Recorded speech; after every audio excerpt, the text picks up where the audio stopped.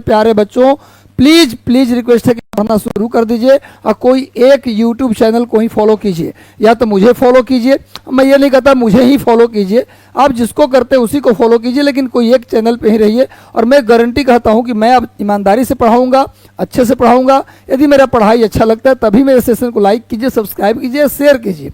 लेकिन अगर आपको लगता है कि नहीं किसी और चैनल पर भी मुझे अच्छा लगता है तो मैं ये कहूँगा कुछ यूट्यूब चैनल कोई एक ही फॉलो कीजिए, ज़्यादा चैनल फॉलो नहीं करना है। यूट्यूब भी आपका समय बर्बाद करता है, मैं ये कहता हूँ। मैं कभी भी ये नहीं कहता मेरा ही चैनल फॉलो कीजिए, कभी नहीं कहा। अच्छे से पढ़ाई कीजिए, हम ईमानदारी से पढ़ाएंगे आपको, ईमानदारी से आपके लिए काम करेंगे। इसलिए प्लीज़ मेरे प्यारे बच्चों अच्छे से पढ़ाई कीजिए। और मेरे से कोई ज़रूरत हो तो मैं अपना नंबर, मेरे नंबर तो सबके पास शेयर है, मैं बता चुका हूँ अपना नंबर, यूट्यूब पे बता चुका हूँ। उस नंबर पे कॉल करके हमेशा हमसे बात कर सकते हैं। डिमोटिवेट है तो मोटिवेट हो सकते हैं, कोई मटेरियल चाहिए, कोई ज़रूरत है तो आप मेरा यूज करिए। मैं आपके लिए हूँ, मैं जहाँ भी हूँ, जैसे भी हूँ, आपके कारण हूँ, आपके प्यार, आपके दुआ आशीर्वाद कर रहा हूँ। इसलिए प्लीज़ अपने अब वेट मत कीजिए TRE 4 का कि फॉर्म आएगा तो पढ़ेंगे, नहीं। अपने आप को कमरे में लॉक कीजिए। इस साल वो वैकेंसी आएगा, जून में आए चाहे सितंबर में आना है, ज़्यादा चांस है जून में आ जाएगा और सितंबर में उसका पेपर हो जाएगा। इसलिए मेरे प्यारे बच्चों प्लीज़ आपसे रिक्वेस्ट है, पढ़ाई कीजिए, पढ़ाई कीजिए, पढ़ाई कीजिए, कुछ मत सोचिए। और मैं जितना है आपके साथ लगा रहूँगा। कल से हो सकता है कि मैं करंट अफेयर का भी सेशन लेकर आऊँ। तो चलिए हम आज का पहला सवाल देखते हैं। क्या है जी, सेकंड क्वेश्चन कहाँ है इसमें? दूसरा खोल दिया था क्या? इसमें नहीं होगा, इसमें होगा।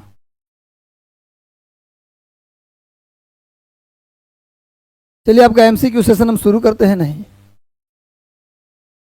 तो देखता हूं कहां पर है।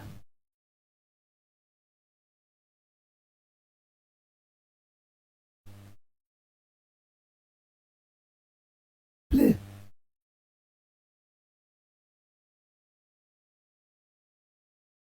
चलिए तो हम लोग आज सेशन की शुरुआत करते हैं। पहला क्वेश्चन है, गांधी जी क्या कर दिया जी,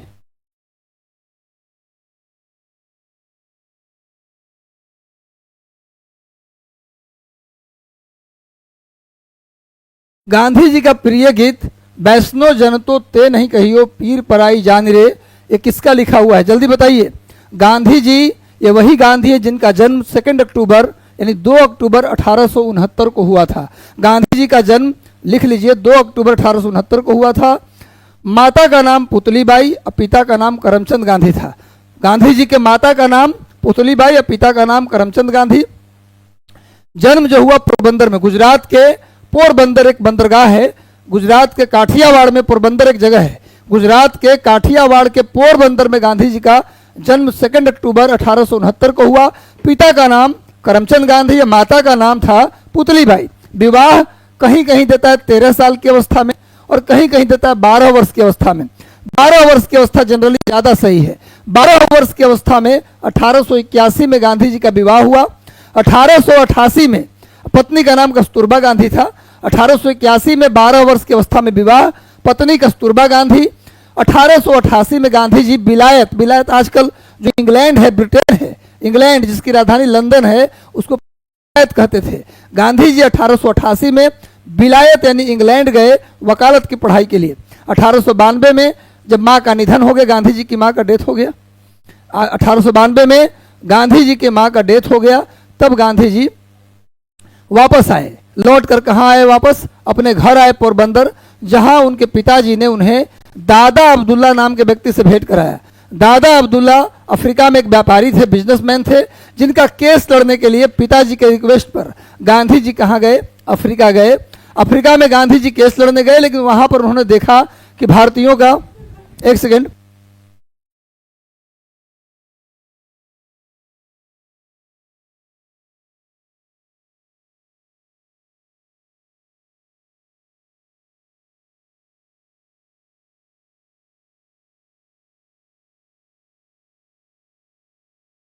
अठारह सौ 92 में गांधी जी अफ्रीका गए दादा अब्दुल्ला के केस लड़ने के लिए। जब गांधी जी अफ्रीका गए तो वहां पर उन्होंने देखा भारतीयों की दुर्दशा। उन्होंने भारतीयों की लड़ाई लड़ने के लिए 1894, लिख लीजिए, 1894 में गांधी जी ने नेटाल इंडिया कांग्रेस की स्थापना की। गांधी जी ने नेटाल इंडिया कांग्रेस बनाया अफ्रीका में 1894 में। बाद में गांधी जी ने 1803 में एक आश्रम बनाया जिसका नाम था, 1804 में बनाया, हालांकि 1804 में एक आश्रम बनाया जिसका नाम था फिनिक्स आश्रम। गांधी जी ने फिनिक्स आश्रम बनाया अफ्रीका में। जैसे गांधी जी के भारत में भी 2 आश्रम थे, वर्धा आश्रम और साबरमती आश्रम, वैसे अफ्रीका में भी गांधी जी के 2 आश्रम थे, एक फिनिक्स आश्रम और दूसरा टॉल्स्टॉय आश्रम। ध्यान से सुनिए, 1804 में गांधी जी ने फिनिक्स आश्रम की स्थापना की अफ्रीका में, और 1904 में, गलती से बोल दिया, 1904 में गांधी जी ने फिनिक्स आश्रम की स्थापना की, और 1908 में गांधी जी ने टॉल्स्टॉय आश्रम की स्थापना की। गांधी जी की एक मैगजीन था, गांधी जी ने अफ्रीका से एक मैगजीन भी निकाला जिसका नाम था इंडियन ओपिनियन। इंडियन ओपिनियन नामक मैगजीन गांधी जी ने प्रकाशित करवाया अफ्रीका से 1903 में। उसके बाद गांधी जी 1908 में एक पुस्तक लिखे। इंग्लैंड से जब पानी के जहाज में बैठ के अफ्रीका आ रहे थे तो उस दौरान उन्होंने एक किताब लिखी जिसका नाम था हिंद स्वराज। आपने सुना होगा, हिंद स्वराज नामक पुस्तक गांधी जी ने 1908 में लिखा, कहीं कि 1909 भी आता है। गांधी जी ने एक पुस्तक की रचना की अफ्रीका, इंग्लैंड से अफ्रीका आने के दौरान। क्वेश्चन आता है, गांधी जी ने हिंद स्वराज किताब लिखा तो कहाँ की यात्रा कर रहे थे? तो इंग्लैंड से अफ्रीका की यात्रा कर रहे थे। हिंद स्वराज गांधी जी की एक पुस्तक थी जिसमें गांधी जी ने ब्रिटिश सरकार को बांझ और बेस्या कहा था। गांधी जी ने ब्रिटिश सरकार को बांझ और बेस्या किस पुस्तक में कहा? तो आंसर होगा हिंद स्वराज।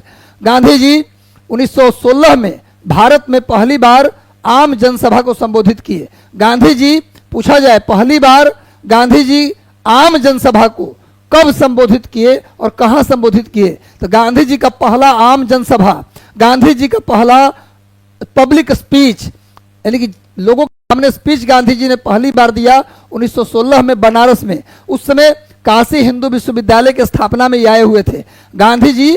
काशी हिंदू विश्वविद्यालय ने, BHU, बनारस हिंदू विश्वविद्यालय की स्थापना 1916 में हुआ था। मदन मोहन मालवीय ने उनको बुलाया था स्थापना समारोह में। उसी में गांधी जी ने पहली बार अपना पब्लिक स्पीच दिया। क्वेश्चन आ जाए, गांधी जी ने अपना पहला पब्लिक स्पीच कब दिया, कहां दिया? तो आंसर क्या होगा? तो आंसर होगा 1916 के बनारस में। नेक्स्ट आ जाइए, एक बार सेशन से जुड़ गए तो सेशन को लाइक कर दीजिए। अब मेरी बात समझ में आ रही तो लिखिए कि हाँ सर, आपकी बात समझ में आ रही है।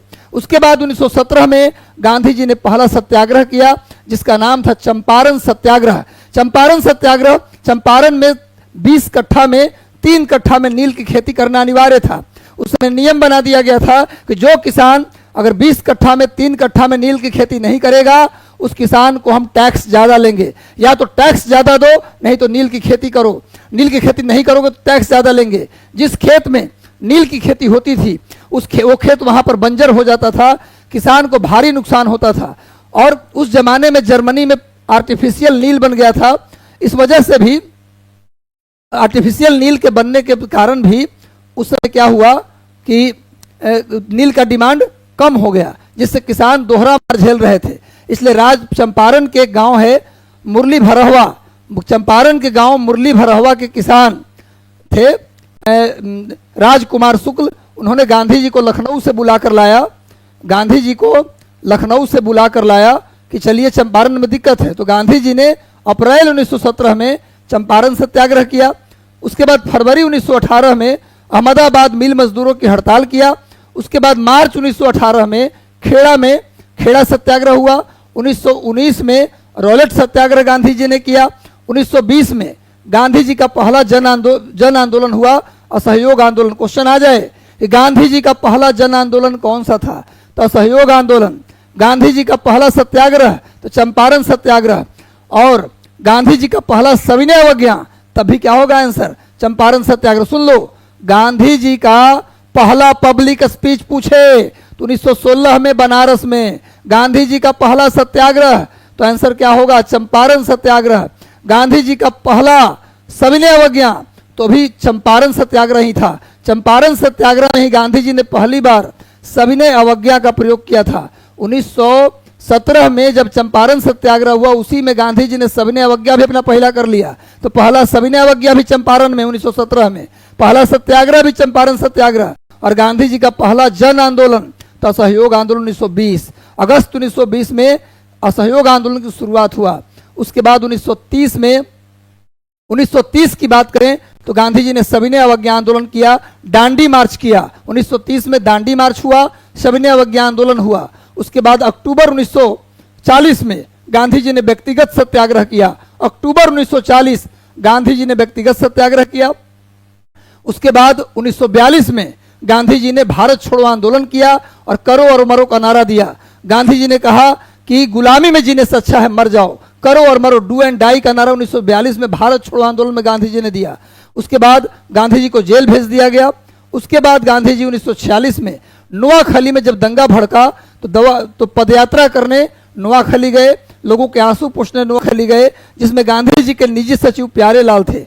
और 30 जनवरी 1948 को दिल्ली के बिरला मंदिर के सामने गांधी जी को गोली मार दी गई नाथूराम गोडसे के द्वारा। ये पूरी गांधी की कहानी थी। गांधी जी उनकी कुछ पत्रिकाएं हैं और कुछ पुस्तक भी है। गांधी जी की 2 पुस्तक है, एक हिंद स्वराज जो इंग्लैंड से अफ्रीका आने के दौरान लिखा, और दूसरी पुस्तक का नाम है my experiment with truth. Gandhi ji की 2 पुस्तक, हिंद स्वराज और माई एक्सपेरिमेंट विथ ट्रूथ। और गांधी जी की मैगजीन कितने भैया? तो 4 मैगजीन। गांधी जी की कितनी पत्रिका? तो 4। कौन कौन? इंडियन ओपिनियन जो अफ्रीका से निकाले थे, उसके बाद हरिजन, उसके बाद नवजीवन, उसके बाद यंग इंडिया। गांधी जी की 4 पत्रिका नोट करो, यंग इंडिया, नवजीवन, हरिजन और एक कौन था? Indian opinion. और किताब 2 कौन कौन? हिंद स्वराज जिसमें गांधी जी ने अंग्रेजी सरकार को, ब्रिटानिया सरकार को बांझ और बेस्या कहा था, और दूसरी किताब है उनका माई एक्सपेरिमेंट विथ ट्रूथ जो गांधी जी की बायोग्राफी है। खैर, वैष्णो जयंतो ते नहीं कहियो पीर पर आई जान रे,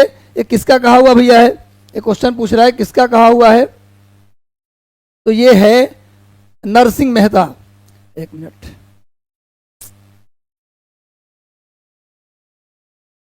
ये है नरसिंह मेहता। एक सेकेंड, क्या आ गया?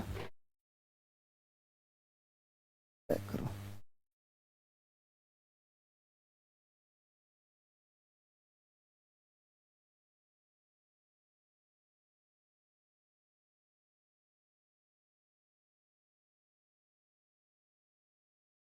नोट करो इसको।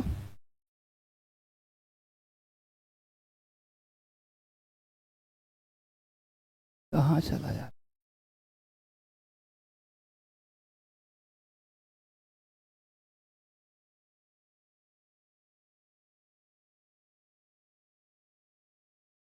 उसका आंसर होगा नरसिंह मेहता। होने दीजिए तब तक। नरसिंह मेहता के द्वारा किया गया। एक बार सेशन को लाइक कर दीजिए, सेशन को शेयर कर दीजिए आप लोग। चलिए हम लोग आते हैं इसे फर्स्ट क्वेश्चन पे ही। आइए, क्या हो जा रहा है? बस रुक जाओ यहीं पे। चलिए, इसका आंसर हो जाएगा नरसिंह मेहता। नोट कर लीजिए। चलिए, तो नेक्स्ट आते हैं हम लोग। समझ में आ गया आप लोगों को? गांधी जी की पूरी कहानी खत्म। अब हम लोग आते हैं नेक्स्ट, अगला सवाल पे आते हैं। Indian war of independence, the Indian war of independence नामक पुस्तक किसने लिखी? कृष्ण वर्मा, मैडम कामा, बीजी तिलक, बीडी सावरकर। इसका आप लोग जानते होंगे। द आंसर जल्दी से दीजिए। मुझे लगता है गांधी सवाल अब नहीं छूटेगा। इंडियन वॉर ऑफ इंडिपेंडेंस ये रचना है बीडी सावरकर का। ये वही बीडी सावरकर हैं, विनायक दामोदर सावरकर। आपको मैंने कल बताया था कि 1897 में चापेकर बंधुओं ने प्लेग अधिकारी की हत्या की। ध्यान सुने, बहुत इंपॉर्टेंट बात बता रहा हूं। 1897 में पुणे में, महाराष्ट्र के पुणे में प्लेग फैला हुआ था। 1897 की घटना है। पुणे में प्लेग फैल गया था और प्लेग अधिकारी रैंड था और आयर्स्ट था। नोट कर लो, रैंड और आयर्स्ट प्लेग अधिकारी था, जिसकी हत्या कर दी किसके द्वारा किया गया? चापेकर बंधुओं के द्वारा। चापेकर बंधुओं ने प्लेग अधिकारी की हत्या कर दी थी। इस घटना को बोला जाता है भारत का पहला क्रांतिकारी आंदोलन। क्वेश्चन आ जाए कि भारत का पहला क्रांतिकारी आंदोलन की शुरुआत कब हुआ, कहां से हुआ? तो 1897 में हुआ, महाराष्ट्र के पुणे से हुआ। घटना क्या था? चापेकर बंधु द्वारा प्लेग अधिकारी की हत्या कर देना। यह पहली क्रांतिकारी घटना मानी जाती है। इसके बाद मैं बताता हूं कि चापेकर बंधुओं ने एक संगठन बनाया था जिसका नाम था व्यायामशाला। लिख लो, चापेकर बंधुओं ने व्यायामशाला नामक एक संगठन बनाया था, व्यायामशाला। उसके बाद चापेकर बंधु के बाद उस व्यायामशाला का नाम बदल के मित्र मेला कर दिया गया, और वही मित्र मेला बाद में क्या बना? अभिनव भारत। महाराष्ट्र का पहला क्रांतिकारी संगठन माना जाता है अभिनव भारत को। 1904 में अभिनव भारत की स्थापना की गई। 1897 में चापेकर बंधुओं ने क्या बनाया? व्यायामशाला 1897 में। उसी का नाम 1899 में 1899 में 2 साल बाद बदल के कर दिया गया मित्र मेला, और उसी मित्र मेला का नाम बदल के बाद में क्या कर दिया गया? अभिनव भारत। तो अभिनव भारत महाराष्ट्र का पहला क्रांतिकारी संगठन माना जाता है, जिसकी स्थापना भी किसने की थी? विनायक दामोदर सावरकर ने की थी। ये वही बीडी सावरकर हैं जिन्होंने इंग्लैंड से पिस्तौल भेजा था नासिक के मजिस्ट्रेट को मारने के लिए। इंग्लैंड से नासिक के मजिस्ट्रेट को मारने के लिए। नासिक के मजिस्ट्रेट कौन थे भैया उस समय? जैक्सन। नासिक के मजिस्ट्रेट थे जैक्सन, जिसको मारने के लिए बीडी सावरकर ने इंग्लैंड से पिस्तौल भेजा, और उसी पिस्तौल से एक व्यक्ति थे अनंत कन्हारे। अनंत कन्हारे नाम के व्यक्ति ने उसी पिस्टल से जैक्सन की हत्या कर दी थी। याद रखिएगा, क्वेश्चन आता है कि नासिक षड्यंत्र केस में किसकी हत्या की गई थी? तो जैक्सन की हत्या की गई। किसके द्वारा? अनंत कन्हारे के द्वारा। उसमें पिस्टल किसने भेजा था? तो भेजा था बीडी सावरकर ने। इसी घटना के लिए बीडी सावरकर को गिरफ्तार किया गया और उन्हें दोहरा काला पानी की सजा दिया गया। एक काला पानी में 25 साल, दोहरा काला पानी मैंने 50 साल की सजा दिया गया। अंडमान निकोबार में एक सेलुलर जेल है। अंडमान निकोबार के पोर्ट ब्लेयर जो उसकी राजधानी है, उसी पोर्ट ब्लेयर में एक जेल है, सेलुलर जेल, जिसमें काला पानी के लोगों को रखा जाता था। तो काला पानी की दोहरा सजा मिला, 50 साल की सजा हुआ। किस आरोप में भैया? पिस्टल भेज के मरवाया इसके केस में। तो भैया बीडी सावरकर हमारे देश के क्रांतिकारी वीर हैं। तो समझ में आ गया इनके बारे में। तो इन्होंने किताब लिखी इंडियन वॉर ऑफ इंडिपेंडेंस। इसमें एक मैडम कामा है, मेडल नहीं मैडम हो गया, मैडम भीखाजी कामा। मैडम भीखाजी कामा को भारतीय स्वतंत्रता आंदोलन की मां कहा जाता है। मैडम भीखाजी कामा को भारतीय स्वतंत्रता आंदोलन की जननी, मदर ऑफ इंडियन इंडिपेंडेंस कहा जाता है इनको। ये वही कामा हैं जिन्होंने भारत का झंडा को विदेश में पहली बार फहराया 1907 में। 1907 में क्वेश्चन आता है कि भारत के झंडा को विदेशी धरती पर पहली बार किस क्रांतिकारी ने फहराया? तो आंसर होगा मैडम भीखाजी कामा। मैडम भीखाजी कामा ने 1907 में जर्मनी के स्टुटगार्ट में भारत के झंडा को फहराया था। भारत के झंडा को विदेश में फहराने वाली पहली महिला मैडम भीखाजी कामा थी। ये वही कामा हैं जो कभी दादा भाई नौरोजी की पर्सनल सेक्रेटरी भी रही थी। दादा भाई नौरोजी की पर्सनल सेक्रेटरी कौन रही थी? मैडम कामा। बाल गंगाधर तिलक ने कहा था स्वराज हमारा जन्म सिद्ध अधिकार है, मैं इसे लेकर रहूंगा। Swaraj is my birth, Swaraj is our birthright, I will take it, मैं इसे लेकर रहूंगा। स्वराज हमारा जन्म सिद्ध अधिकार है, मैं इसे लेकर रहूंगा। तिलक की 2 मैगजीन भी था, कल बताया था, मराठा और केसरी। तिलक की 2 पत्रिका मराठा और केसरी था। तिलक ने 2 किताब भी लिखी। एक किताब का नाम था गीता रहस्य और दूसरी किताब का नाम था Arctic home of Vedas. Arctic home of Vedas लिख लो नाम। तिलक की 2 किताब, एक किताब गीता रहस्य और दूसरी किताब आर्कटिक होम ऑफ वेदाज। और उनकी 2 मैगजीन कौन कौन भैया?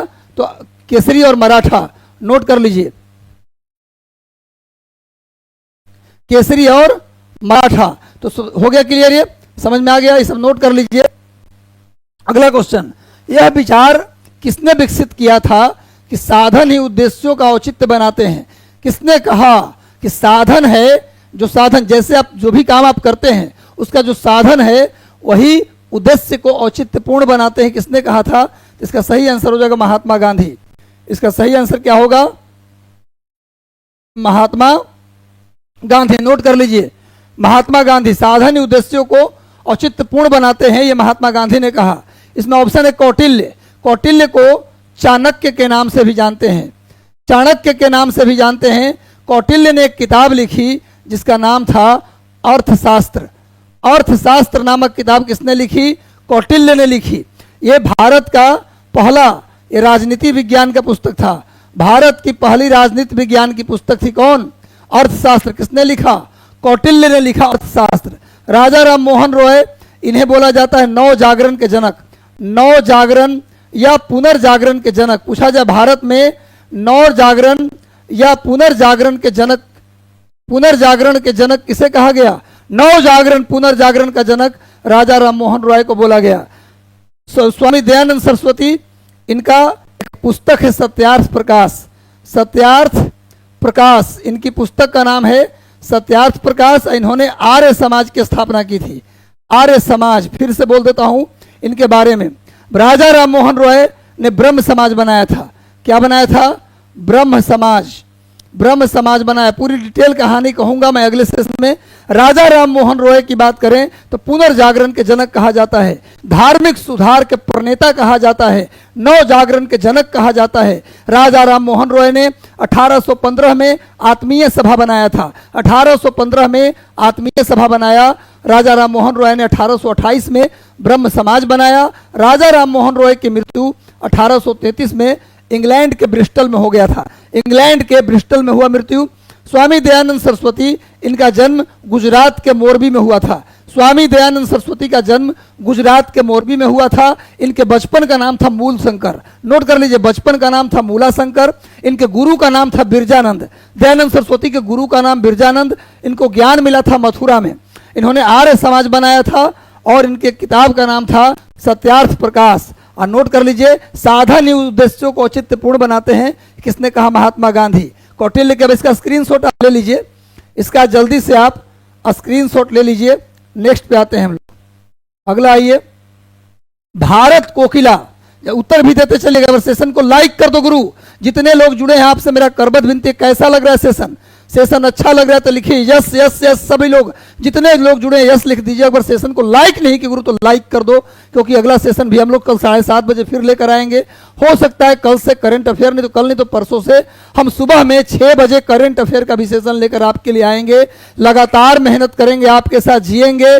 पीडीएफ की बात करते हैं तो पीडीएफ भी शेयर करेंगे आप लोगों को। ये वाला जो पीडीएफ है शेयर कर देंगे आप लोगों को। चलिए नेक्स्ट आते हैं। भारत कोकिला के नाम से किसे जानते हैं? मैं बता दूं कि भारत कोकिला के नाम से सरोजिनी नायडू को जाना जाता है। सरोजिनी नायडू को हम भारत कोकिला कहते हैं। ये वही सरोजिनी नायडू हैं जिन्होंने 2 किताबें लिखी। एक किताब का नाम था ब्रोकन विंग। सरोजिनी नायडू की एक पुस्तक का नाम क्या था? Broken wing. इनकी दूसरी पुस्तक का नाम था गोल्डन थ्रेशोल्ड। लिख लीजिए, ब्रोकन विंग एक किताब का नाम, और दूसरी किताब का नाम था गोल्डन थ्रेशोल्ड। ब्रोकन विंग और गोल्डन थ्रेशोल्ड, इनकी 2 पुस्तक था सरोजिनी नायडू का। अब मैं एक चीज और बता दूं मेरे प्यारे बच्चों कि सरोजिनी नायडू भारत में किसी राज्य की राज्यपाल बनने वाली पहली महिला थी। भारत में किसी राज्य की राज्यपाल, उत्तर प्रदेश की बनी थी। किसी भी राज्य में राज्यपाल बनने वाली पहली महिला भारत की कौन थी?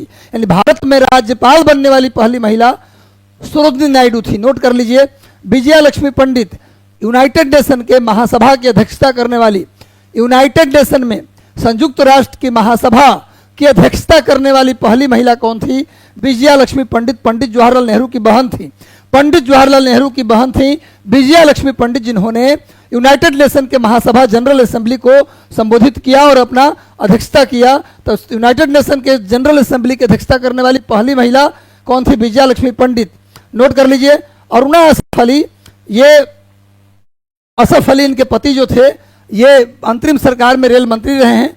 सुचेता कृपलानी, भारत में किसी भी राज्य की मुख्यमंत्री बनने वाली पहली महिला सुचेता कृपलानी। भारत में किसी भी राज्य की राज्यपाल बनने वाली पहली महिला सरोजिनी नायडू, और किसी भी राज्य की मुख्यमंत्री बनने वाली पहली महिला सुचेता कृपलानी। सब नोट कर लीजिएगा। भारत की पहली महिला आईपीएस अधिकारी पहली महिला कौन थी?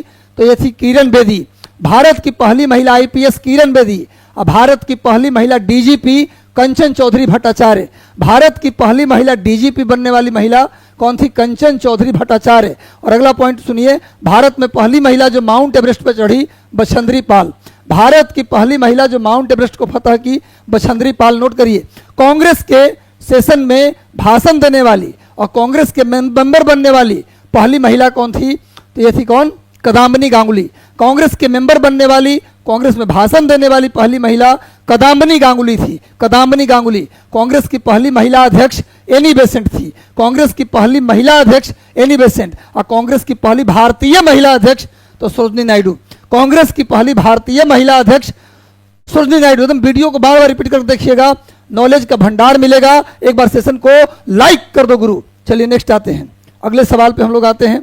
अगला सवाल है नेक्स्ट, भारतीय बिस्मार्क। भारत का बिस्मार्क किसे कहा जाता है?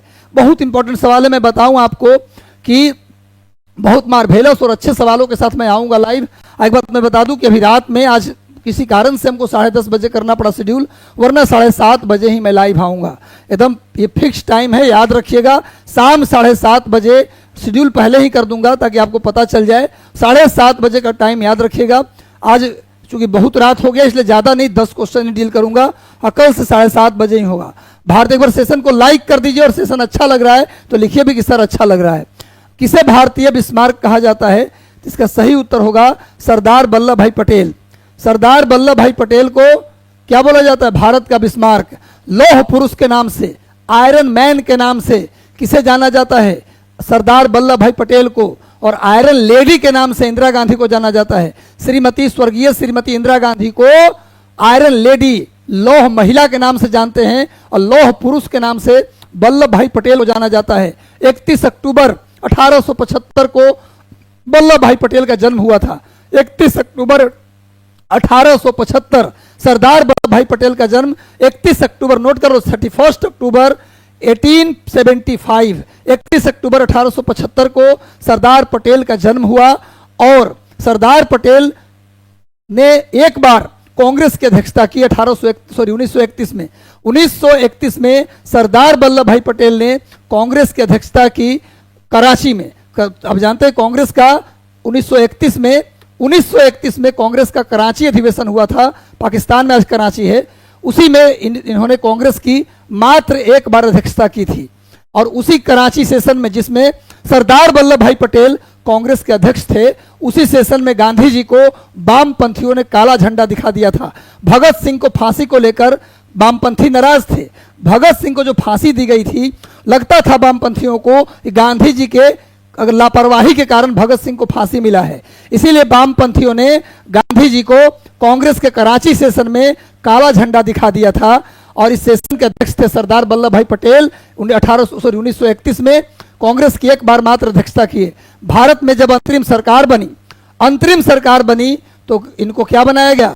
गृह मंत्री। इंटरिम गवर्नमेंट में होम मिनिस्टर, भारत के पहले गृह मंत्री कौन बने? वल्लभ भाई पटेल। बाद में जब स्वतंत्र हुआ भारत तो स्वतंत्र भारत में इनको गृह मंत्री तथा प्रांतीय मामलों के मंत्री भी बनाया गया। 2 मंत्रालय मिला। स्वतंत्र अंतरिम सरकार में गृह मंत्री थे और स्वतंत्र भारत का जो मंत्रिमंडल बना उसमें गृह मंत्री बने और प्रांतीय मामलों के मंत्रिमंडल। आप जानते हैं कि भारत के एकीकरण में, भारत को एक करने में, जोड़ के रखने में सरदार पटेल का बड़ा योगदान था। इसीलिए इनके जन्मदिन 31 अक्टूबर को सरकार क्या मनाती है? नेशनल यूनिटी डे, राष्ट्रीय एकता दिवस के रूप में सरकार मनाती है। सरदार पटेल के जन्म को राष्ट्रीय एकता दिवस के रूप में मनाया जाता है, इसीलिए कि भारत को इन्होंने एक किया था। और जब भारत में जब संविधान का गठन हुआ, सरकार बनी, तो स्वतंत्र भारत में ये पहले उप प्रधानमंत्री भी थे। याद रख लीजिए, भारत के पहले उप प्रधानमंत्री भी कौन थे? तो सरदार वल्लभ भाई पटेल थे। नोट कर लीजिए, इससे ज्यादा नॉलेज आपको कोई देगा नहीं, ध्यान रखिएगा। सुभाष चंद्र बोस के बारे में जानते हैं आप? इन्होंने दिल्ली चलो का नारा दिया। तुम मुझे खून दो, मैं तुम्हें आजादी दूंगा। और दिल्ली चलो का नारा किसने दिया?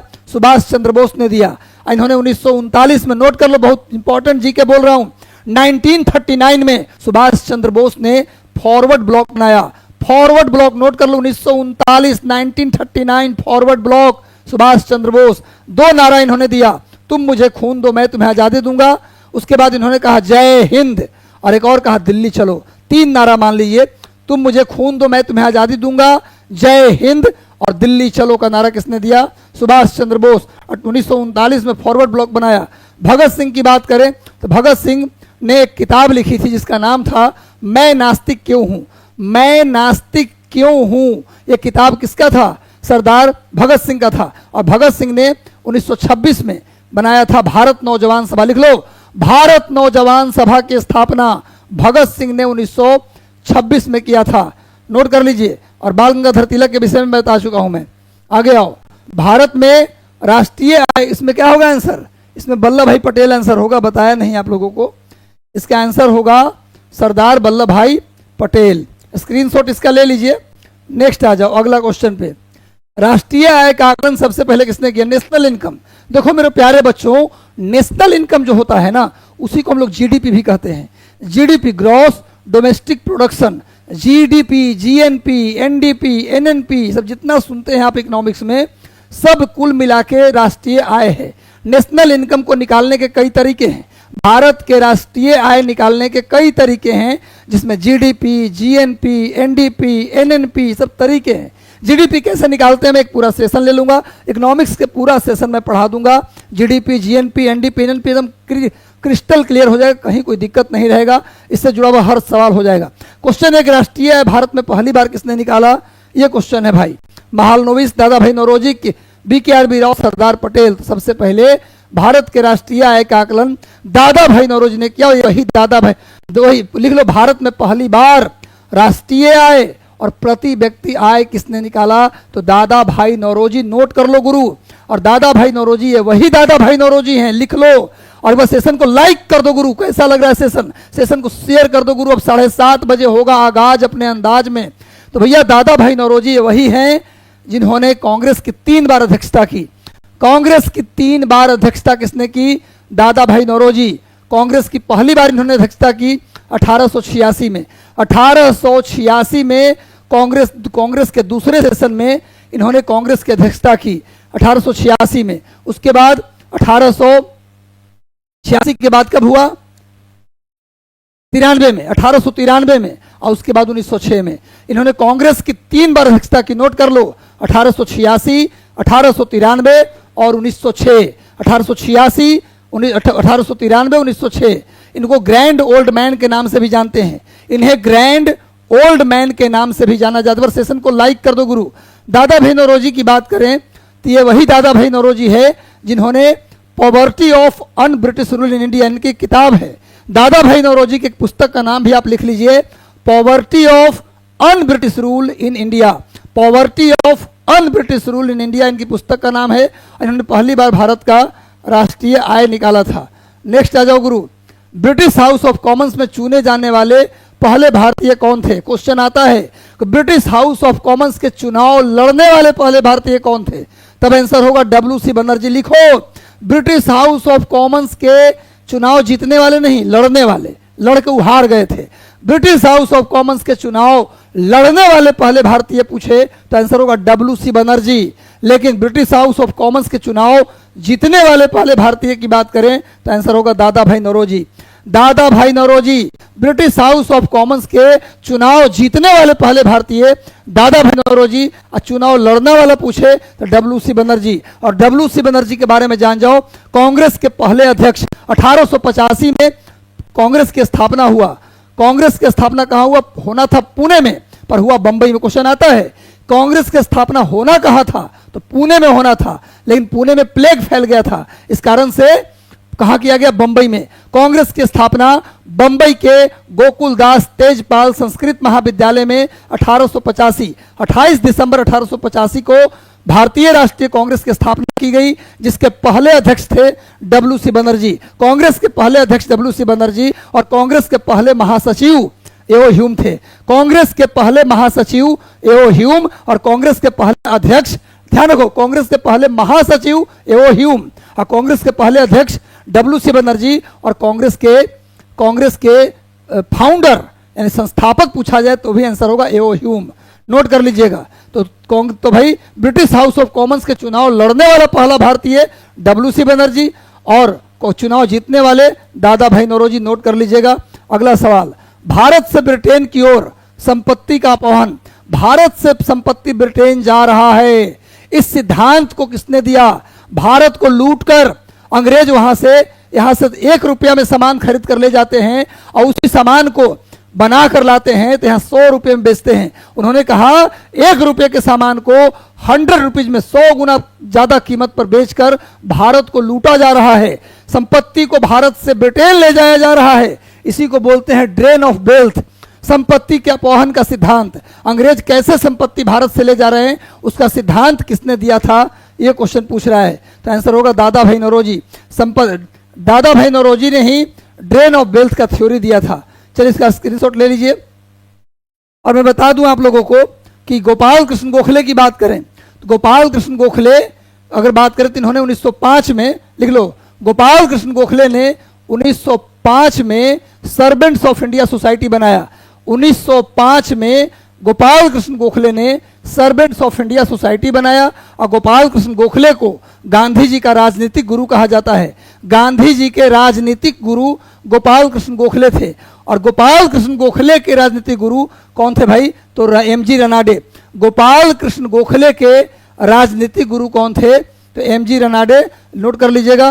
सुरेंद्र नाथ बनर्जी की बात करें तो सुरेंद्र नाथ बनर्जी कौन थे भाई?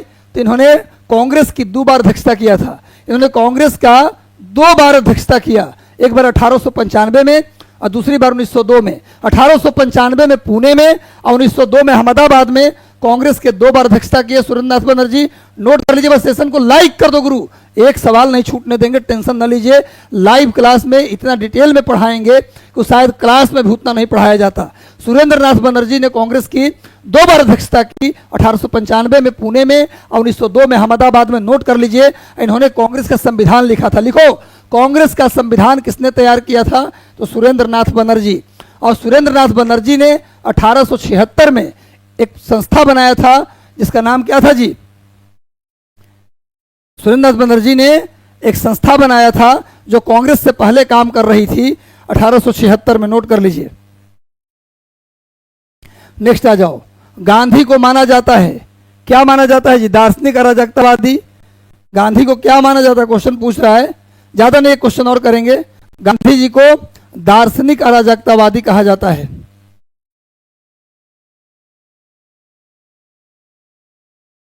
नेक्स्ट आ जाओ। आनंद मठ पुस्तक के लेखक कौन थे? इसका उत्तर दीजिए।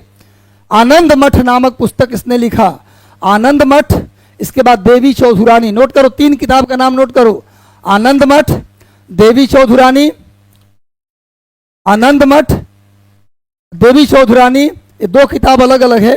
इसके लेखक कौन है? तो आनंद मठ और देवी चौधुरानी दोनों किताब किसकी है? तो है बंकिम चंद्र चट्टोपाध्याय की पुस्तक। बंकिम चंद्र चटर्जी की पुस्तक का नाम है आनंद मठ और देवी चौधुरानी। नोट कर लीजिए। चलिए एक क्वेश्चन और करेंगे, इसके बाद लास्ट क्वेश्चन यही करेंगे। उसके बाद हम लोग कल से 7:30 बजे पर सेशन को लाइक कर दो गुरु।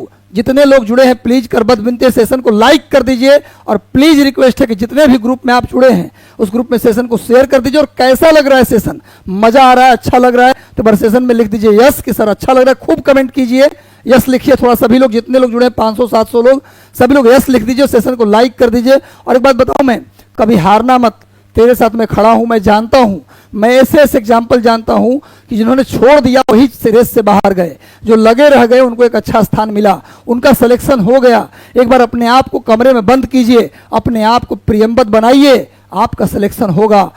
कमरे में बंद कीजिए, टारगेट लीजिए और दिन भर में उस टारगेट को पूरा कीजिए, अचीव कीजिए। कैसे नहीं सिलेक्शन होगा लिख लीजिए, कह दीजिए अपने आप को कैसे नहीं होगा, हम करके दिखाएंगे और 100% आपका सिलेक्शन होगा। हारना मना है गुरु, जब तक तोड़ेंगे नहीं तब तक छोड़ेंगे नहीं। रात रात भर वाला सेशन भी लेंगे। महात्मा गांधी को किसने कहा था अर्धनग्न फकीर? किस व्यक्ति ने महात्मा गांधी को अर्धनग्न फकीर कहा? मैं बता दूं, कांग्रेस के लोग और कांग्रेस ने, आपको पता है 3 राउंड टेबल मीटिंग हुआ था, 3 गोल मेज सम्मेलन हुआ 1930, 1931, 1932 में। 1930 में पहला गोल मेज सम्मेलन हुआ, फर्स्ट राउंड टेबल में। लिखो राउंड टेबल मीटिंग, गोल मेज सम्मेलन 3 हुआ, लिखो 3 हुआ। पहला 1930, दूसरा 1931 और तीसरा 1932। डॉक्टर भीमराव अंबेडकर ये तीनों में भाग लिए। लिख लो, डॉक्टर भीमराव अंबेडकर ये तीनों में भाग लिए, लेकिन गांधी जी और कांग्रेस दूसरा में केवल भाग लिए। क्वेश्चन आता है, कांग्रेस और गांधी जी ने किस राउंड टेबल मीटिंग, किस गोल मेज सम्मेलन में भाग लिया? तो आंसर होगा क्या भाई? दूसरा गोल मेज सम्मेलन। लेकिन कौन ऐसा व्यक्ति था जो तीनों में भाग लिया? वो थे डॉक्टर भीमराव अंबेडकर। नोट कर लीजिए। तो उसी सेकेंड राउंड टेबल मीटिंग में जब गांधी जी ब्रिटेन गए थे दूसरा में भाग लेने के लिए, तो एक धोती पहन के, एक धोती लपटे थे और उसी धोती को ओढ़ के चले गए लाठी लेकर। सब लोग कोट टाई लगा के आया था और गांधी जी क्या गए? पूरा धोती लपेट के। तब चर्चिल ने कहा कि ये तो फकीर लग रहा है, भिखारी लग रहा है, मजाक उड़ाया गांधी जी को। तो गांधी जी को अर्धनग्न फकीर किसने कहा? तो कहा विंस्टन चर्चिल, जो बाद में जाकर ब्रिटेन का प्रधानमंत्री भी बना। ये वही विंस्टन चर्चिल है जिन्होंने गांधी जी का दूसरा गोल मेज सम्मेलन में मजाक उड़ाया और बाद में ब्रिटेन का प्रधानमंत्री बना। जब ब्रिटेन का प्रधानमंत्री था उसी समय सेकेंड वर्ल्ड वार, द्वितीय विश्व युद्ध की शुरुआत हुई थी। जब ब्रिटेन का प्रधानमंत्री था तभी सेकेंड वर्ल्ड वार की शुरुआत हुआ था। इसी क्वेश्चन आता है द्वितीय विश्व युद्ध के समय प्रधानमंत्री कौन था, तो विंस्टन चर्चिल। इसी ने गांधी जी को अर्धनग्न फकीर कहा था। लेकिन जब भारत का वायसराय माउंटबेटन था तब भारत को आज़ादी मिली। क्वेश्चन आता है कि भारत को आज़ादी मिली उस समय भारत के वायसराय कौन थे, Lord Mountbatten. Lord Mountbatten Bharat के वायसराय थे जब भारत को आज़ादी मिली थी। अगला क्वेश्चन आता है 15 कर लेते हैं। करेंगे या मरेंगे, करो और मरो का नारा गांधी जी ने कब दिया? महात्मा गांधी ने करो और मरो कब कहा? गुलामी में जीने से अच्छा है मर जाओ, गांधी जी ने कहा करो और मरो। तो कुछ गांधी जी पर आरोप भी लगता है, गांधी जी अहिंसा के पुजारी थे, लेकिन गांधी जी ने थोड़ा सा हिंसा करने के लिए क्या दिया, हिंट भी दिया, कर लो हिंसा बेटा, गुलामी में नहीं रहने का। गांधी जी वो नहीं थे, प्रैक्टिकल आदमी थे। जहाँ भीड़ है तो वहाँ एक गाल के बदले दूसरा गाल भी दे दिए, और जहाँ देखे कि सामने वाला अकेले है तो पटक के मारो। गांधी जी का ये गुण था, नेचर था। उन्होंने कहा भैया संघर्ष विराम संघर्ष, पहले कुछ दिन आंदोलन करो, रुक जाओ, फिर आंदोलन करो। संघर्ष विराम संघर्ष का फॉर्मूला किसने दिया? गांधी जी। उसी प्रकार संघर्ष विराम संघर्ष के बाद गांधी जी ने करो और मरो का नारा दिया और थोड़ा सा अहिंसा का सपोर्ट किया। ये वही गांधी थे जो प्रैक्टिकल थे, इसलिए गांधी की पूजा होती है। आगे आइए, इन्होंने भारत छोड़ो आंदोलन में कहा 1942, लिख लो 8 अगस्त 1942 को भारत छोड़ो आंदोलन की शुरुआत हुआ। लिख लो एक चीज और लिखो, 14 जुलाई 1942 को वर्धा में भारत छोड़ो का प्रस्ताव पारित हुआ। लिख लो भारत छोड़ो आंदोलन का प्रस्ताव कब और कहां पारित हुआ? भारत छोड़ो आंदोलन का प्रस्ताव कब और कहां पारित हुआ? तो 14 जुलाई 1942 को, 14 जुलाई डेट नोट करो, 14 जुलाई 1942 को वर्धा में भारत छोड़ो का प्रस्ताव पारित हुआ और उसी प्रस्ताव के आधार पर 8 अगस्त 1942 को भारत छोड़ो आंदोलन चलाया गया। भारत छोड़ो आंदोलन 8 अगस्त को शुरू होता है और 9 अगस्त को ऑपरेशन जीरो आवर चलाया गया। लिख लो operation zero hour. Operation zero hour के तहत सारे बड़े नेता को गिरफ्तार करके जेल में डाल दिया गया। 8 अगस्त 1942 को भारत छोड़ो क्विट इंडिया मूवमेंट की शुरुआत हुआ। गांधी जी ने कहा करो या मरो, और गुरु इसी आंदोलन के अगले दिन 9 अगस्त को ऑपरेशन, लिख लो ऑपरेशन जीरो आवर, और सारे नेताओं को गिरफ्तार कर लिया गया। नेक्स्ट आ जाओ, आगे आओ। करो और मारो तो हो ही गया जी। नेक्स्ट आ जाओ, गांधी जी ने दिया था वापस वेदों की ओर लौटो। वेदों की ओर लौटो का नारा किसने दिया? एक क्वेश्चन और करेंगे, वेदों की ओर लौटो का नारा किसने दिया? जल्दी बताओ, वेदों की ओर लौटो का नारा किसने दिया? जल्दी फटाफट क्वेश्चन का उत्तर चाहिए हमें। वेदों की ओर लौटो का नारा किसने दिया? इसका आंसर होगा स्वामी दयानंद सरस्वती। स्वामी दयानंद सरस्वती ने वेदों की ओर लौटो का नारा दिया। इन्होंने 1875 में आर्य समाज बनाया। 1875 में दयानंद सरस्वती ने आर्य समाज बनाया। दयानंद सरस्वती की एक पुस्तक का नाम था इसका सत्यार्थ प्रकाश। दयानंद सरस्वती के पुस्तक का नाम सत्यार्थ प्रकाश। जन्म हुआ 1824 में। 1824 में गुजरात के मोरबी में, गुजरात के मोरबी में जन्म हुआ। बचपन का नाम था मूला शंकर और इनको ज्ञान मिला मथुरा में। गुरु का नाम था इनका बिरजानंद। चलिए नेक्स्ट आ जाते हैं आगे अगला सवाल पे। भगवत गीता का अंग्रेजी में अनुवाद किसने किया? भगवत गीता का अंग्रेजी में अनुवाद किसने किया? आपको मैं बता दूं, जब भारत में बंगाल का पहला वायसराय, लिख लो बंगाल का पहला गवर्नर जनरल कौन था? तो वॉरेन हेस्टिंग्स। नोट करो, रेगुलेटिंग एक्ट के तहत, रेगुलेटिंग एक्ट 1773 के तहत, रेगुलेटिंग एक्ट 1773 के तहत बंगाल का पहला गवर्नर जनरल कौन बना? तो Warren Hastings. Warren Hastings note करो। और इसने कहा कि जितने भारत के ग्रंथ हैं, गीता है, रामायण है, महाभारत है, सब का अंग्रेजी में अनुवाद करो। काहे भाई? तो इंडिया के कल्चर को जानना है। इसीलिए कि इंडिया पर शासन करना है तो पहले यहाँ के कल्चर के जानो और यहाँ के धर्म के तहस नहस कर दो। इसीलिए उसने निर्णय लिया कि सारे ग्रंथों का हम अंग्रेजी में अनुवाद करेंगे। और अंग्रेजी में अनुवाद करने के लिए उसने बनवाया क्या? Asiatic Society of Bengal. लिख लो एशियाटिक सोसाइटी ऑफ बंगाल की स्थापना 1784 में। एशियाटिक सोसाइटी ऑफ बंगाल की स्थापना 1784। नोट करो एशियाटिक सोसाइटी ऑफ बंगाल। ये क्या था? पूछा जाए है क्या? तो बोलिएगा अनुवाद करने का एक डिपार्टमेंट था। अनुवाद का, भारतीय ग्रंथों का अंग्रेजी में अनुवाद करने के लिए क्या बनाया गया? Asiatic Society of Bengal. कब बनाया गया? 1784 में। किसने बनवाया? तो किसने बनवाया? Warren Hastings. अब बनाया किसने? तो लिखो सर विलियम जोन्स।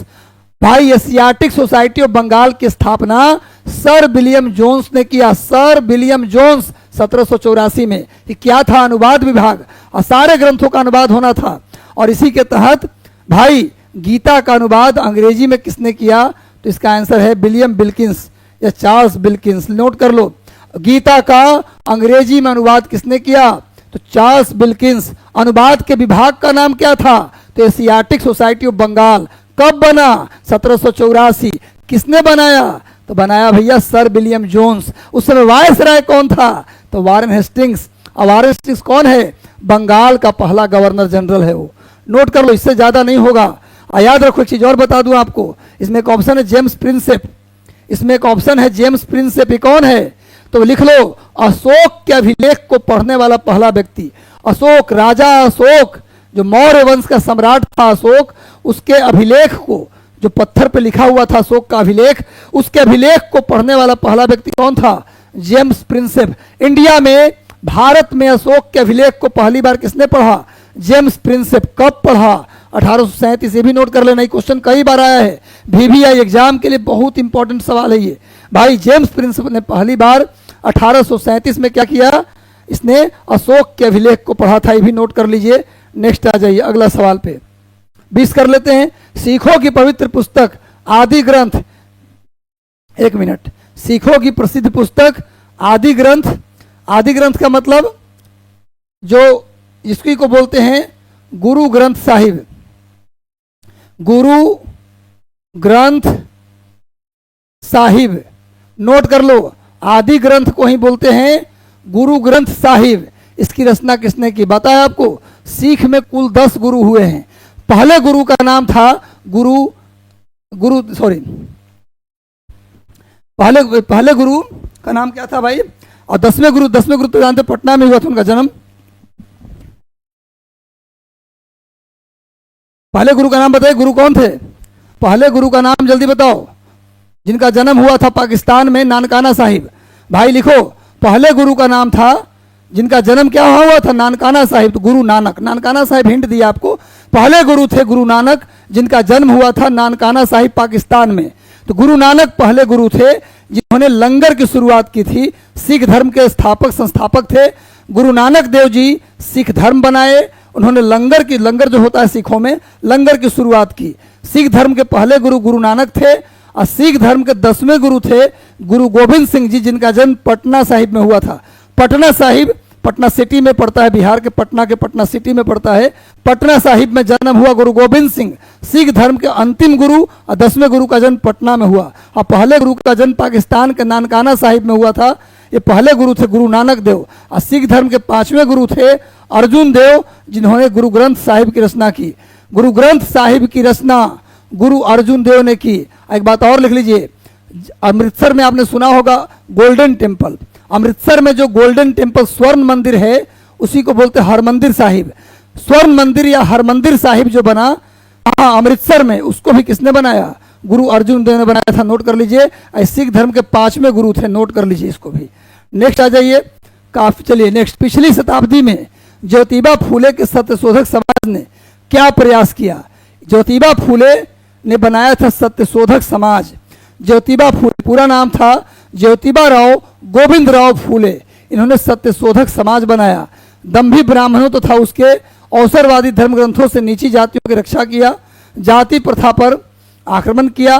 सतारा में जमींदार विरोधी, महाजन विरोधी विपलों का नेतृत्व किया। अछूतों के लिए पृथक प्रतिनिधित्व की बात की। ये बिल्कुल नहीं था, ये बिल्कुल नहीं था, ये बिल्कुल नहीं था, बल्कि क्या था? जाति प्रथा पर कठोर प्रहार किया। जात पात को कमजोर करने का प्रयास किया। सही किया इन्होंने। आगे आइए नेक्स्ट। मौलाना अबुल कलाम आज़ाद ने एक पत्रिका निकाला था अल हिलाल, जिसको 1912 में प्रतिबंधित कर दिया गया। मौलाना अबुल कलाम आज़ाद की एक उर्दू साप्ताहिक पत्रिका था जिसका नाम था अल हिलाल। नोट कर लो। मौलाना अबुल कलाम आज़ाद ने 1912 में अल हिलाल शुरू किया। क्वेश्चन आता है कि मौलाना आजाद के पत्रिका का नाम बताओ। मौलाना अबुल कलाम आजाद भारत के पहले शिक्षा मंत्री थे, नोट कर लो। आजाद भारत के पहले शिक्षा मंत्री मौलाना अबुल कलाम आजाद थे। इसीलिए मौलाना आजाद के जन्म दिवस 11 नवंबर को हम मनाते हैं national education day. National education day, teacher day नहीं, नेशनल एजुकेशन, राष्ट्रीय शिक्षा दिवस। अबुल कलाम आजाद के जन्मदिन 11 नवंबर को उनका जन्म हुआ था, इसीलिए 11 नवंबर को नेशनल एजुकेशन डे मनाते हैं, राष्ट्रीय शिक्षा दिवस मनाते हैं। भारत के पहले शिक्षा मंत्री थे। इनकी एक पत्रिका थी अल हिलाल, जिसको क्या लगा दिया गया था, बैन, प्रतिबंधित कर दिया गया। तो अगले ही साल 1913 में इन्होंने क्या किया, एक नया पत्रिका निकाला अल बलाग 1913 में। 1912 में निकाला अल हिलाल, जिसे प्रतिबंधित कर दिया अंग्रेजों ने। बाद में अगले ही साल इन्होंने एक नई पत्रिका निकाल दी अल बलाग। कब निकाला भैया, 1913 में। 12-13 याद रखना। आजाद भारत के पहले शिक्षा मंत्री अबुल कलाम आजाद थे और आजाद भारत के पहले शिक्षा मंत्री थे, इसीलिए 11 नवंबर को नेशनल एजुकेशन डे मनाते हैं। बार बार बोलने का मतलब है कि आपको याद हो जाए। देश बंधु की उपाधि किसे मिली थी, देश बंधु की उपाधि किसे दी गई थी गुरु, तो आंसर होगा चितरंजन दास। देश बंधु की उपाधि किसे दी गई, चितरंजन दास, CR दास। चितरंजन दास को सुभाष चंद्र बोस का राजनीति, जैसे गांधी जी के राजनीतिक गुरु थे गोपाल कृष्ण गोखले, वैसे ही सुभाष चंद्र बोस के राजनीतिक गुरु थे CR दास, चितरंजन दास। चितरंजन दास को ही देश बंधु कहते हैं। चितरंजन दास और मोतीलाल नेहरू ने मिलकर 1 जनवरी 1923 को बनाया था स्वराज पार्टी। लिख लो, कांग्रेस स्वराज पार्टी। कांग्रेस पार्टी से अलग होकर स्वराज पार्टी की स्थापना किसने की, तो चितरंजन दास और मोतीलाल नेहरू। 1 जनवरी लिख लो, 1 जनवरी 1923, 1 जनवरी 1923 को चितरंजन दास और मोतीलाल नेहरू ने स्वराज पार्टी बनाया। ये वही चितरंजन दास हैं जिन्होंने, नोट करो गुरु, जल्दी नोट करो, इन्होंने एक बार कांग्रेस की अध्यक्षता भी की। चितरंजन दास ने एक बार कांग्रेस की अध्यक्षता की 1922 में गया में। बिहार के गया में सेशन हुआ था कांग्रेस का, 1922 का सेशन। कांग्रेस का 1922 का जो सेशन था वो गया में हुआ था, जिसकी अध्यक्षता चितरंजन दास ने की थी। और ये सुभाष चंद्र बोस के राजनीतिक गुरु भी हैं, इनको देश बंधु भी कहा जाता है। देश बंधु चितरंजन दास, और नोट करो दीन बंधु CF एंड्रयूज। CF एंड्रयूज को दीन बंधु कहते हैं और देश बंधु CR दास को कहते हैं। और बता दूं आपको कि बिहार में आज़ादी से पहले कांग्रेस का 2 सेशन हुआ था। एक हुआ था पटना में 1912 में, पटना बांकीपुर में, और 1922 में गया में। 1912 में लिख लो, 12-22 याद रखो। बिहार में आज़ादी से पहले कांग्रेस का 2 सेशन, 12-22, 12-22। 12 में कहा हुआ, पटना के बांकीपुर में, और 22 में गया में हुआ। नोट कर लीजिए। चलिए नेक्स्ट आ जाओ। और अंतिम सवाल, अंतिम एक और करेंगे। स्वराज हमारा जन्म सिद्ध अधिकार है, मैं इसे लेकर रहूंगा। ये किसने कहा जानते हैं आप लोग? स्वराज हमारा जन्म सिद्ध अधिकार है, मैं इसे लेकर रहूंगा, तिलक ने कहा। पर कब कहा, ही क्वेश्चन आता है, कब कहा? लिख लो, 1916 में। स्वराज हमारा जन्म सिद्ध अधिकार है, मैं इसे लेकर रहूंगा, ये किसने कहा? तिलक ने कहा। कब कहा भैया, कब कहा, ही क्वेश्चन आता है। 1916 में कहा। तिलक की 2 मैगजीन, कौन कौन? मराठा और केसरी। और तिलक का 2 किताब का नाम बताए थे, गीता रहस्य और गीता रहस्य, एक और किताब बताया मैंने आपको, आर्कटिक होमो वेदाज, 2 किताब का नाम था। चलिए नेक्स्ट आते हैं। और लास्ट सवाल, 21वां नंबर सवाल, ये अंतिम सवाल है।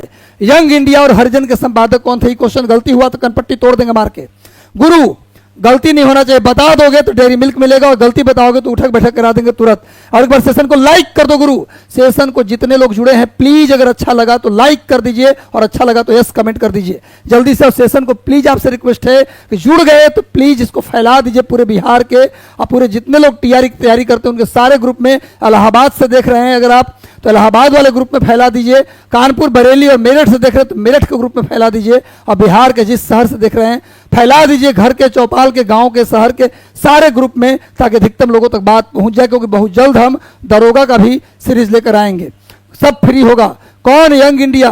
बता दिए थे, गांधी जी की 4 मैगजीन, गांधी जी की 4 मैगजीन, यंग इंडिया, हरिजन, नवजीवन और इंडियन ओपिनियन। गांधी जी की 4 पत्रिका, इंडियन ओपिनियन, यंग इंडिया, नवजीवन, हरिजन। और गांधी जी की 2 किताब, एक किताब का नाम my experiment with truth, my experiment with truth, और दूसरी किताब का नाम हिंद स्वराज। हिंद स्वराज, ये 2 किताब था, पत्रिका नहीं था।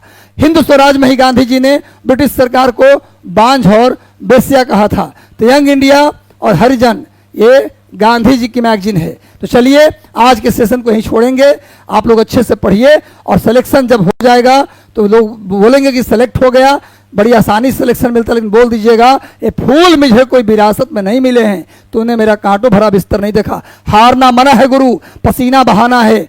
मैं बताऊं आपको कि जो पानी से नहाते हैं वो लिबास बदलते हैं, पानी से नहाने वाले लिबास बदलते हैं, और जो पसीना में नहाते हैं वो इतिहास बदलते हैं। इतिहास रच देना है, मेहनत करना है। हम अगर 20-21 MCQ कराए तो आपको 100 MCQ और करके सोना है। डेली कम से कम 200, 250, 300 MCQ लगाइए। फॉर्म का वेट मत कीजिए प्लीज, लगातार कमरे में लॉक करके पढ़िए, क्योंकि फॉर्म आएगा तो मात्र 2 महीने का समय मिलेगा, इसलिए प्लीज पढ़ाई कीजिए। तो मिलते हैं अगले सेशन में। सेशन को अगर लाइक नहीं किए तो प्लीज लाइक कर दीजिए और शेयर कर दीजिए, पूरा सपोर्ट आपका प्यार चाहिए। और कल 7:30 बजे, कल नहीं रोज डेली शाम 7:30 बजे आपसे मिलेंगे। 7:30 का टाइम नोट कर लीजिए, हर दिन शाम 7:30 बजे हम लाइव आएंगे। कल शाम 7:30 बजे वेट कीजिएगा। मिलते हैं कल 7:30 बजे, तब तक शुभकामनाएं, ढेर सारा आशीर्वाद, खूब प्यार। और कैसा लगा सेशन एक बार कमेंट में जरूर बता दीजिएगा। और कुछ हमसे पढ़ने का मन है भी आप कमेंट में जरूर कीजिएगा। आपके कमेंट देखकर मैं सुधार करूंगा और वो चीज जो पढ़ाने बोलेंगे वो आकर पढ़ा भी दूंगा। सब कुछ फ्री होगा, जवान लगे रहिए। आपके साथ आपका बड़ा भाई, आपका गुरु आपके साथ है। तो मिलते हैं कल शाम 7:30 बजे, तब तक शुभकामनाएं, आशीर्वाद। Thank you so much, God bless you, शुभ रात्रि।